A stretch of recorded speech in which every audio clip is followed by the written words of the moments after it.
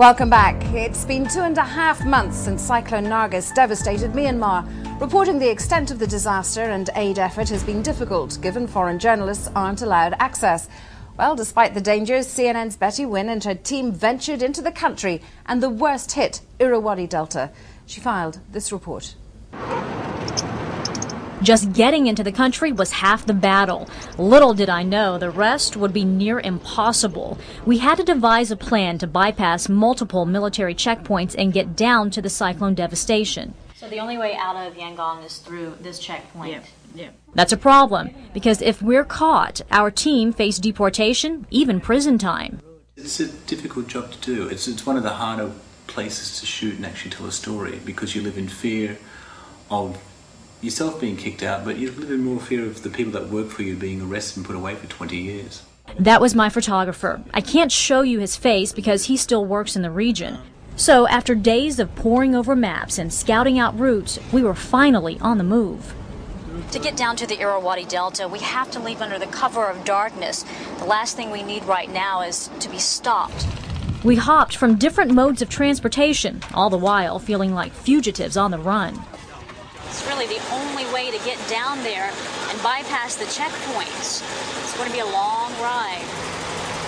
And a rough one. We slept in stifling conditions and lived off of little more than bottled water and power bars. Once daylight broke through, it was clear this journey was far from over. We're waiting right now for a second boat, a smaller one that we're told will be able to make it through the canals a lot easier. After 21 hours, we finally made it, though it normally takes only 4 hours to get here. And judging from the devastation, it doesn't look like much has changed in the 2 months since the cyclone struck. Debris still littered villages. We had to work quickly, capturing what we could, never knowing when we'd get caught. Trekking through muddy fields, over makeshift bridges, and right into rice paddies, we came across an eerie discovery: bodies still rotting in the delta. I knew we would find them. I just didn't know how haunting it would be. Yet just a few feet away, the living press on. It's a place where slivers of hope can be found in the eyes of the young, so happy and full of life. And for a brief moment, you almost forget they've seen more pain than most people can imagine. That was CNN's Betty Nguyen on the difficulties of reporting from Myanmar. She's now in neighbouring Thailand and joins me from Bangkok to talk about her assignment. Quite an assignment and quite dangerous. Just how dangerous was it? Well, it was really dangerous, especially for the locals who are helping us. First of all, foreign journalists are banned from Myanmar, which is one of the reasons why I pushed for this assignment, especially seeing the devastation, the pictures right after the cyclone hit, and all the stories about the government possibly hoarding aid and the aid not getting down. I wanted to go and see 2 months after if aid was really getting to the people who needed it the most. So we planned it out very carefully, got in the country and worked with locals to help us get down to the Irrawaddy Delta. But Vanilla, that's where it got really difficult, because once you're in country, that's half the battle. But getting down to the Irrawaddy Delta is almost impossible. The junta government has set up military checkpoints in just about every city leading down to the Delta. So we had to find a way to bypass that. And the problem was, if we got caught, one, there would be no story. Two, we could be deported, if not worse, and the locals helping us face prison time and who knows what else. So we had to be very careful. Were you aware of any other journalists working undercover there? Did not see any other journalists working undercover in country. We looked around. We were hoping maybe there might be someone, because perhaps they could provide us with some information, but we did not see a single one in country. So it seems from your experiences that little or no aid is getting into that part of Myanmar at all, and the description of dead bodies floating in the delta is surely something that 2.5 months after Cyclone Nargis would gall even the most hardened reporter. It was a really tough assignment on many levels. Mentally, it was exhausting trying to figure out, how do we tell this story? One, how do we get down there to find the story?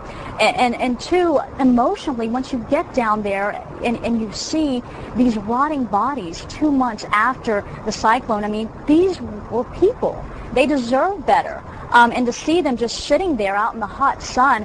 And the sad thing about it is when you talk to the villagers down there who are in great need themselves, they'll tell you there were just too many bodies to bury, and they're just trying to get on with their lives and trying to struggle to survive, because many of them, they need food, they need shelter, they need aid, they need help to harvest their crops, they need help to rebuild their schools and their monasteries, and a little bit of aid is trickling in, but of the villages that we were able to visit, we saw just a tiny bit, maybe some bags of rice, some roofing material, some tarp, but not much more than that. And on a very practical, pragmatic note, Betty, you've obviously filed from Myanmar now, 2.5 months after Cyclone Nargis. Say in another 2.5 months, if you decide to try and go back, do you think you'll be able to take the risk? I don't know. I'm afraid after these reports, obviously the government will see them and they will know my face, and if I try to cross into the country, I'll be denied. I'm not sure I'll be able to get back in the country, but I would love to. I would love to continue reporting, because this is a story that needs to stay in the spotlight, because some 2.4 million people are affected, and I know aid groups are working their best to get much needed supplies to the people in the villages around the Irrawaddy Delta. We didn't see a lot of that aid, so it's proof that it's not being distributed evenly. Why is that? Well, we couldn't ask the government, obviously, because we would have been caught. We couldn't get to the sites where the aid groups had set up their camps, because the government has minders and officials that are always with them pretty much at all times. So those were the questions we weren't able to answer, and hopefully within time we will see more aid come into the villages and it be distributed evenly, because again, people are suffering and they are in great need. Betty Nguyen, thanks very much indeed. Now, the baby buzz in the French Riviera. The world welcomes the arrival of Angelina Jolie and Brad Pitt's twins. We look at the media frenzy and the phenomenon that is Brangelina when we come back.